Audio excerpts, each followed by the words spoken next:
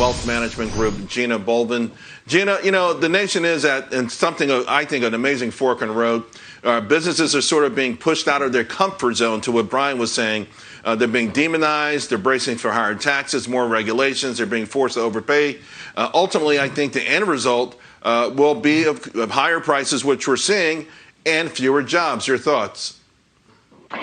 Well, I know that Brian had some really good points, and thanks for having me again, Charles. I want to talk about the tax hikes, and I don't think that's going to cause some volatility in the market. Biden ran on tax increases, so this is not a big surprise.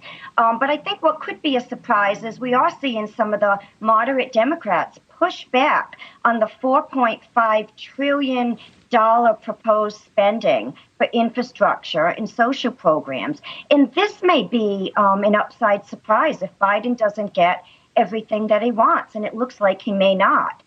We're definitely seeing, we're definitely seeing higher prices at the pump, higher prices in housing, and when you go to the supermarket. However, we think that this inflation is going to be transitory, and our S&P 500 year-end target is about 5 to 6% from where we are now, but we think it's going to be a choppy road until we get there.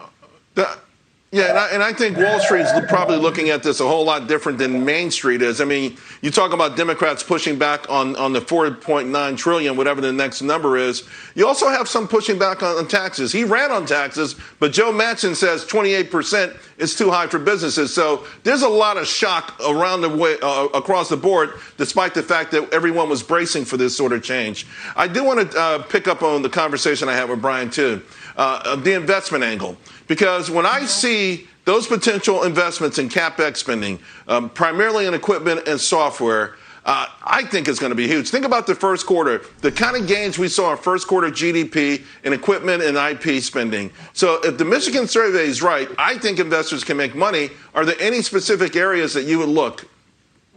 Definitely. Charles, during the pandemic, we saw that technology companies and many companies just accelerated their adoption to technology, and that this is going to continue. They're sitting on massive profits, and we're going to see that software, hardware, and semiconductors will be the beneficiaries of this.